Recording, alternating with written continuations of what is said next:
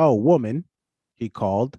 Not all women. I mean, the old fashioned ones, the old fashioned women, the ones with wombs, those fucking dinosaurs. I love the new women. They're great, aren't they? They're the ones we've been seeing lately. The one with beards and cocks. They're as good as gold. I love them. And now the old fashioned ones say, oh, they want to use our toilets. Why shouldn't they use your toilets for ladies? They are ladies. Look at those pronouns. What about this person isn't a lady? Well, his penis, her penis. You fucking bigot. What if he rapes me? What if she rapes you? You fucking turf whore. What if she rapes you? Oh man, all words we should not be saying on YouTube, but hilarious. That was just a little excerpt from Ricky Gervais' new Netflix special, Super Nature. Oh man, have And you have you watched it? Have you had a chance to watch it I yet? have not watched it yet. I haven't Mhm. had time, but I definitely want to check it out. And of course, by that alone, you already know who is coming for him. We know, we just talked about it. Dave Chappelle is bulletproof when it comes to that community.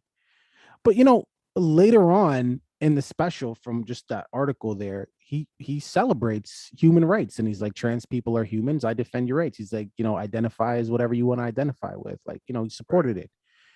But people are still coming for him. Like, I don't understand.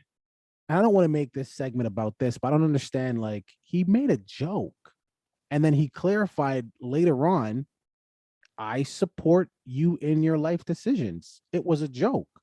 Why are you still coming for me? I mean, listen, a lot of people do that in their regular lives, right? They'll say something that comes off a little bit harsh. They'll judge the person's reaction, and if it's not what they expect, they'll say, "Yeah, I was just joking. I was just joking, right?" Not every joke to everybody is a joke. We don't have a right to tell somebody how to take in what is being said. That's not our right. But during a comedy special, when the intention is to make you laugh, when the intention is to make jokes about things that happen in the real life and turn serious topics into comedic things or dark times into hilarious moments, then you have to go there with an expectation of things. You might be offended. You might get offended. He might say something about your race. He might say something about your gender, but that's what you expect when you go to a comedy special. If you don't want it, don't go to the comedy special. Don't watch that comedian, because you going, dumbass, is supporting him and contributing to him becoming more famous and more wealthy. So your backhanded strategy is actually working against you. To ignore this person, or to tell your entire community to ignore Ricky Gervais, would probably be a better strategy. But who am I? I am not Sun Tzu. I don't know art. They're my initials, but I don't know them. So don't listen to me. It just makes sense. Art is your initials? Yeah, man. Yeah, man. You'll never know my middle name, but you know my first and last name. So All right, fair enough. What did I say? Did I say Gervais? Ricky Gervais. I don't know what you said. What did you say? I think I said Gervais. Like it sounds like a sandwich spread. Yeah. Put a nice Gervais on it. Nice Gervais on it. Okay. Listen, man. The guy attacks religion, and I'm not trying to say, oh, religion is totally, off topic. Like nobody.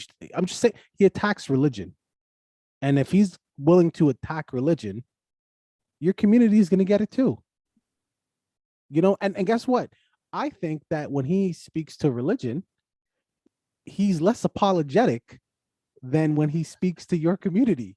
Because he feels like he needs to apologize and explain himself. You know what I'm saying? Like, he's So, less offensive than the Simpsons in the 90s. You want to talk about ruthless? Go but watch some 90s Simpsons when somebody commits something and it gets into the news. this is what I'm saying. You know what I mean? Like he made a joke, and then he clarified it later on. You said it was based on reaction, fine, whatever. But he clarified it later on. It was like, hey man, I'm for you guys. This is just a joke. You know what I mean? When he makes fun of Jesus, there's no clarification later on. He's just like, you know what I mean? I'm just generally speaking, he's like, How hey, brave though does he have to be to do this after the whole Dave Chappelle incident? Like he knew what he was doing. well, you got to remember he has this was a Netflix special, right? So when you can when you see Dave Chappelle went through what he did on the Netflix platform, hey man, you got a great bodyguard. They're gonna stand up for you. Seen they stood up for Dave. Why wouldn't they stand up for him? You know what I mean? So if you're gonna do it, if you're gonna do it anywhere, that would be the safest place to do it for sure. You That's know, a great anybody point. else, they'll like dump you in like 2 seconds. But yeah, man, I'm looking That's forward the to seeing. thing. That's the thing. If this went the wrong way, Surface is getting canceled. Yo, this is a man who hosted what was it? The Tonys or the Emmys or whatever awards it was? The Golden Globes Whatever awards it was twice. five What? times, 5 times? Five five times. 5 times. times. My bad. My bad. 5 times. This is the type of comedy that he's telling on a regular basis. Y'all are coming for Dave Chappelle and every other comedian. This is regular. This is called comedy.